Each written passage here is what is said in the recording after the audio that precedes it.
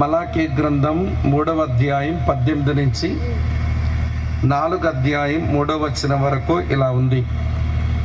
అప్పుడు నీతి గలవారెవరో దుర్మార్గులెవరో, దేవుని సేవించు వారెవరో ఆయనను సేవింపని వారు ఎవరో మీరు తిరిగి కనుగొందురు. ఏలయనగా నియమింపబడిన దినము వచ్చుచున్నది, కొలిమి కాలునట్లు అది కాలును.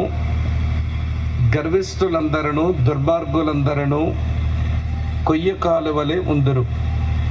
వారిలో ఒకరికైనా వేరైనను చిగురైనను లేకుండా రాబోవు దినము అందరినీ కాల్చివేయునని సైన్యములకు అధిపతి యెహోవా సెలవిచ్చుచున్నాడు. అయితే నా నామమందు భయభక్తులు గలవారగు మీకు నీతి సూర్యుడు ఉదయించును, అతని రెక్కలు ఆరోగ్యము కలుగు చేయును. గనుక మీరు బయలుదేరి క్రొవ్విన దూడలు గంతులు వేయునట్లు గంతులు వేయుదురు. నేను నియమింపబోవు దినము దుర్మార్గులు మీ పాదముల క్రింద ధూళివలె ఉందురు. మీరు వారిని అనగద్రొక్కుదురని సైన్యములకు అధిపతియగు యెహోవా సెలవిచ్చుచున్నాడు. ప్రభు ఈ వచనాలు మన ధ్యానము నిమిత్తమై ఆశీర్వదించునుగాక. ఆమేన్ చెప్తారా? అందరు గట్టిగా ఒకసారి చిన్న ప్రార్థన. పరమ తండ్రి, మేము నీ దాసులంగా నీ పిల్లలంగా ఈ స్థలమునకు చేరి వచ్చాము.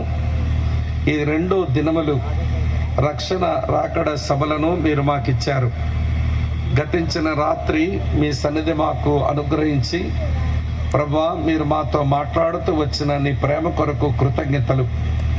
ప్రభా, ఈ రాత్రి కూడా నీ దాసుని ద్వారా కొన్ని మంచి మాటలు తన సాక్ష్యం మేము వినగలిగాము. ఈ రాత్రి మరోసారి నీ కృపాసనం యొద్దకు మేము చేరి వచ్చాం. మరియ మీ పాదముల దగ్గర కూర్చున్నప్పుడు మీరు మాట్లాడిన రీతిలో ఈ శక్తిగల నామంలోనే మీకు స్తోత్రాలు చెల్లించి ప్రార్థిస్తున్నాము తండ్రి. ఆమేన్, ఆమేన్, ఆమేన్. ప్రభునందు ప్రియ సహోదర సహోదరులారా, పరిశుద్ధ గ్రంథమైన ఈ బైబిల్లో పాత నిబంధన గ్రంథమునకు తెరదించిన పుస్తకం మలాకీ గ్రంథం. మలాకీ గ్రంథం తరువాత పాత నిబంధనలో మరో పుస్తకం లేదు. అలాగనే పాత నిబంధన ఆ ప్రజలైన యూదులకు మలాకీ తర్వాత మరి యొక్క ప్రవక్త కూడా లేడు. ఆయనే చివరి ప్రవక్త.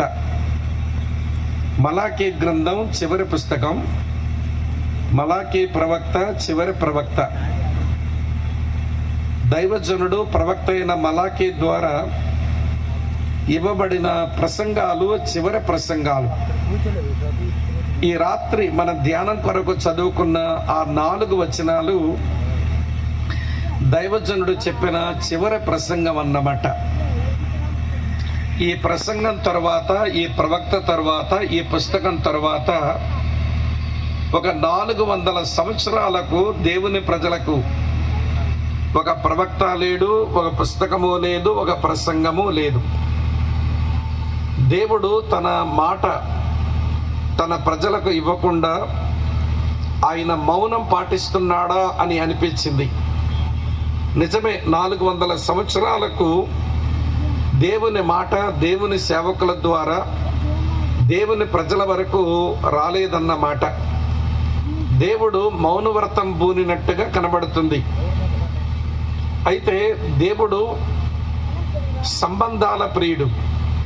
తన ప్రజలతో చక్కని సంబంధం కలిగి ఉండాలి అని ఆశించే దేవుడు ఆయన ప్రేమతో తన మధుర స్వరం వినిపించి మనుషులతో మాట్లాడే దేవుడు తన ప్రజలతో తనకు సంబంధం లేనట్టు తన మధుర స్వరం వినిపించడం మానేసి దేవుని వాక్యములు దేవుని ప్రజలకు లేకుండానే చేశాడు.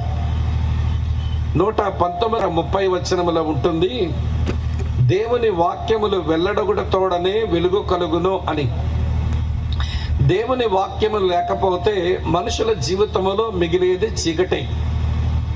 ఎప్పుడైతే ఎక్కడైతే దేవుని వాక్యం అది బయలు వెడలుతుందో అక్కడ వెలుగు కలుగుతుంది. ప్రపంచంలో చాలా చీకటి ఖండాలు ఉన్నాయి. వారి జీవితాల్లో నాగరికత లేకుండా, సరైనటువంటి విద్య, సరైనటువంటి వైద్యం, సరైనటువంటి సామాజిక స్థితి లేకుండా మనుషులు బ్రతుకుతున్న అలాంటి చీకటి ఖండాల్లోనికి, చీకటి దేశాల్లోనికి దేవుని వాక్యం వెళ్ళిన తర్వాత వెలుగు కలిగింది. దానికి చరిత్ర, ప్రపంచ చరిత్ర దానికి ఎన్నో సాక్ష్యాలు ఇస్తుందన్నమాట. కనుక దేవుని వాక్యం లేకపోతే ఇక మనుషులు మిగిలేది చీకట్లోని. మరి ఇప్పుడు మలాకే చివరి ప్రవక్త అయితే, మలాకే గ్రంథం చివరి గ్రంథం అయితే, మలాకే చెప్పిన ప్రసంగాలే చివరి ప్రసంగాలైతే, తర్వాత బాప్తిస్మం ఇచ్చి యోహాను అని ఒక భక్తుడు వచ్చే వరకు వేరొక ప్రవక్త లేడు, వేరొక పుస్తకము లేదు, వేరొక ప్రసంగాలు లేవు. మరి 400 సంవత్సరాలు ఆనాటి దేవుని ప్రజలు ఎందులో బ్రతికారు అంటే వారు చీకటిలోనే బ్రతికారు అని చెప్పాల్సి వస్తుంది. వారు చీకటి దినాలు అనుభవించారు. ఇది మీతో చెబుతున్నప్పుడు నేను కూడా ఒక భయంతో చెబుతున్నాను. దేవుడు తన విశేష కనికరము చేత ఈ రోజుల్లో మనుషుల మధ్య దేవుని వాక్యం బయలు వెడలట్లుగా చేస్తున్నాడు. కానీ దేవుడే తన వాక్యాలు పంపడం మానేస్తే, దేవుడు తన సేవకులను ఈ భూమి మీద లేకుండా చేసేస్తే, దైవ సంగతులతో రాయబడిన సాహిత్యం దేవుడు లేకుండా చేస్తే, భయంకరమైన చీకటి లోకములో ఏలుబడి చేసే రోజులు వస్తాయి అన్న భయంతోనే ఈ మాట చెబుతున్నాను. సరే, ఇప్పుడు ఒక ప్రశ్న. మాట్లాడే దేవుడు, మనుషులతో సంబంధం కలిగి ఉండాలని ఆశించే దేవుడు, మరి ప్రేమ లేని వాడులాగా మాట్లాడడం మానేసి ఎందుకు అతను అంత మౌనం వహించవలసి వచ్చింది? మరి అంత కఠినుడు ఎందుకు అయిపోయాడు ఈ దేవుడు అని గాని ప్రశ్నిస్తే, ఈ గ్రంథములో కొన్ని బలమైన కారణాలు కనబడతాయి. ఆ కారణాలు మనం విన్నప్పుడు, చదువుతున్నప్పుడు ఇలాంటి మనుషులతో దేవుడు మాట్లాడడం అంత అవసరమేముందిలే అని మనకే అనిపిస్తుంది. ఒకవేళ అలాంటి కారణాలతోనే మనం కూడా ఉంటే ఈ లోకంలో, దేవుడు మనతో మాట్లాడడం మానేస్తే, దేవుడు తన సేవకులను మన యొద్దకు పంపించడం మానేస్తే, దేవుడు తన లేఖన సత్యాలు సాహిత్యంగా మన చేతిలో పెట్టడం మానేస్తే, ఇక మన బ్రతుకుల్లో మిగిలేది చీకటేనేమో అన్న భయంతో ఈ మాటలు చెబుతున్నాను. సరే, దేవుడు ఎందుకు మాట్లాడడం మానేశాడు? 400 సంవత్సరాలు చీకట్లో వారిని ఎందుకు వదిలేశాడు అంటే నేను కొన్ని కారణాలు చెప్తాను, వినండి. రాసుకోగలిగిన వారు రాసుకోండి. మలాకీ గ్రంథం 1వ అధ్యాయం 1-2 వచనాల్లో ఇలా రాసి ఉంటుంది. దేవుడు మలాకీ ద్వారా తన ప్రజలకు ఇలాగన్నాడు, నేను మీ ఎడల ప్రేమ చూపినాను అన్నాడు. ఆ ప్రజలు, దేవా, నువ్వు మా ఎడల ప్రేమ చూపడానికి మేము అపాత్రులము, అయోగ్యులము, మాలాంటి వారి మీద నువ్వు ప్రేమ చూపినందుకు కృతజ్ఞతలు అని దేవునికి వందనాలు చెప్పవలసిన ఆనాటి మనుషులు వారు ఏమంటున్నారో తెలుసా? ప్రేమ చూపినందుకు వందనాలని చెప్పడం లేదు. ఏ విషయంలో మా ఎడల ప్రేమ చూపావు అన్నారు. నేను ప్రేమ చూపిస్తున్నాను మీ ఎడలంటే ఏ విషయంలో నువ్వు మా ఎడల ప్రేమ చూపావు అని మీరు అంటున్నారు. అప్పుడు దేవుడే బడిపంతుల ముందు ఒక విద్యార్థి చేతులు కట్టుకొని నిలబడి సంజాయిషి చెప్పుకున్నట్టు దేవుడే సంజాయిషి చెప్పుకుంటున్నాడు. ఏశావు యాకోబు కన్నకాడ, ఏశావు అతని సంతతి వారు తమ దేశాన్ని కట్టుకోవాలి అనుకుంటే, తమ పట్టణాలు నిర్మించుకోవాలనుకుంటే నేను వారికి అవకాశం ఇవ్వాలా? మరి ఏశావు తమ్ముడైన యాకోబు సంతతి అయిన మీరు 70 సంవత్సరాలు పరాయి దేశంలో బానిసలుగా బ్రతికితే మళ్ళీ మీరు తిరిగి వచ్చి మీ ఇల్లు కట్టుకొని కోరితే మీకు కట్టుకోవడానికి అవకాశం ఇచ్చా. మీ పట్టణాలు కట్టుకోవాలనుకుంటే మిమ్మల్ని కట్టుకోనిచ్చా. మీ దేశంలో దేవుని మందిరం కట్టుకొని భక్తి చేద్దామని మీరు అనుకుంటే మందిరం కట్టనిచ్చా. మీ దేశమునకు ప్రాకారాలు కట్టుకుంటే నేను కట్టుకోవడానికి అవకాశం ఇచ్చాను, సామర్థ్యం ఇచ్చాను. ఇది మీ ఎడల ప్రేమ చూపడం కాదా? మరి మీ సహోదరుని యొక్క కుమారులు, వారి సంతతి, వారు కూడా ఇల్లు కట్టుకోవాలనుకున్నారు. కట్టుకోవడానికి అవకాశం ఇవ్వలా. వారి పట్టణాలు నిర్మించుకుందాం అనుకున్నారు, నేనేమి వారికి సహాయపడలా. కానీ యాకోబు సంతతి అయిన మీకు ఇల్లు కట్టుకొనిచ్చాను, మీ పట్టణాలు కట్టుకొనిచ్చాను, తర్వాత మీ ప్రాకారాలు కట్టుకొనిచ్చాను, మీ మధ్య దేవుని మందిరం కట్టుకొనిచ్చాను. ఇది మీ ఎడల ప్రేమ చూపడం కాదా అన్నాడు. అన్న తర్వాత మళ్ళీ దేవుడు అన్నాడు, మీరు నా నామాన్ని నిర్లక్ష్యం చేస్తున్నారు అన్నాడు. అంటే వెంటనే ప్రభువా, మాకు తెలియక నిర్లక్ష్య పెట్టామేమో, మాకు తెలియదు, క్షమించండి అని లెంపలేసుకుని గుంజీలు తీసి ఆయన క్షమాపణ కోరుకోవలసిన మనుషులు వారు ఏమంటున్నారో తెలుసా? ఏమి నిర్లక్ష్య పెట్టాం అన్నారు. నేను ప్రేమిస్తున్నానంటే ఏం ప్రేమించావు అన్న ఒక తిరుగుబాటు ప్రశ్న వేశారు. నేను నా నామాన్ని మీరు నిర్లక్ష్య పెడుతున్నారంటే ఏమి నిర్లక్ష్య పెట్టాం అన్నారు. అప్పుడు దేవుడు అంటున్నాడు, నేను మీ తండ్రినైతే, మీరు నా పిల్లలైతే, నేను మీ యజమానుడనైతే, మీరు నా దాసులైతే, నాకు భయపడేవాడు ఎక్కడున్నాడు, నన్ను గనపరిచేవాడు ఎక్కడున్నాడు? మీరు నా నామాన్ని నిర్లక్ష్య పెట్టడం కాదా ఇది? నన్ను గురించిన భయమేది మీ మధ్య? నా నామాన్ని గనపరిచేవాడెక్కడ మీ మధ్య? మీరు చాలా చెడిపోయారు అని నా భయము లేక బరితెగించి మీరు బొత్తిగా భయం విడిచి బతుకుతున్న వాళ్ళు అన్నాడు. పశ్చాత్తాపడవలసిన వాళ్ళు నా నామాన్ని నిర్లక్ష్య పెడుతున్నారు. ఇలాగా అంటే ఏమి నిర్లక్ష్య పెట్టావో అంటున్నారు. వింటున్నారా ప్రియులారా? సరే, దేవుడే ఇంకా మాట్లాడి మళ్ళీ అన్నాడు, మీరు నా బలిపీఠాన్ని అపవిత్రపరుస్తున్నారు అన్నాడు. నా నామాన్ని నిర్లక్ష్య పెడుతున్నారంటే ఏమి నిర్లక్ష్య పెట్టామని అన్నారే, ఆ మాట మలాకి గ్రంథం 1వ అధ్యాయం 6వ వచనంలో ఉంటుంది. సరే, దేవుడు ఇప్పుడు అన్నాడు, మీరు నా బలిపీఠాన్ని అపవిత్రపరుస్తున్నారు అన్నాడు. వీళ్ళంటారు, ఏం అపవిత్రపరిచాం? మరి దేవుడే సంజాయిషి చెప్పుకోవలసి వస్తుంది. మీ మందలో మగది ఉండగా ఒక ఆడగొర్రెను, ఆడమేకను, ఆవును తెచ్చి అర్పిస్తున్నారే.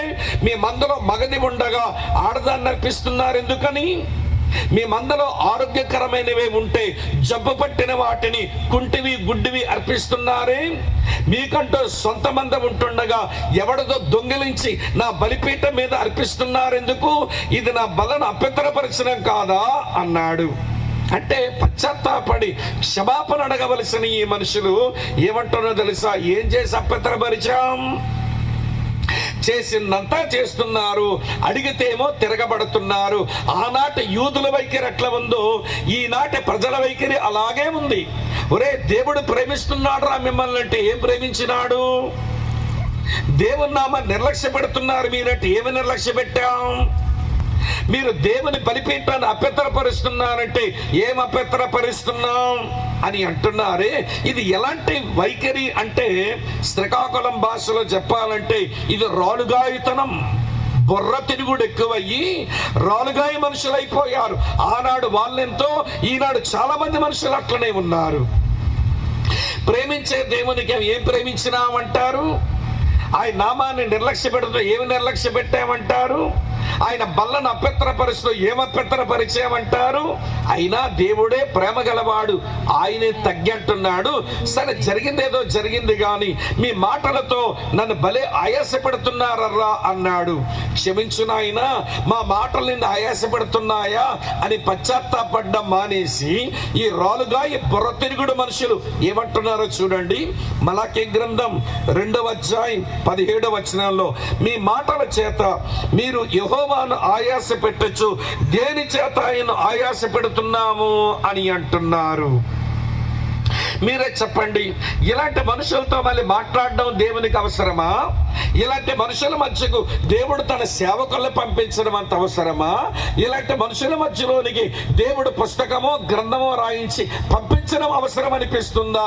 ఒకదానికి కాకపోతే ఒకదానికైనా సున్నితంగా జవాబు చెప్పరు, విధేయతతో మాట్లాడరు. అంతా తిరుగుబాటుతనమే ఈ మనుషులకు. అందుకనే ఇలాంటి మనుషులతో దేవుడు మాట్లాడడం అంత అవసరమా అని అనిపిస్తూ ఉంది. అమ్మా, వింటున్నా?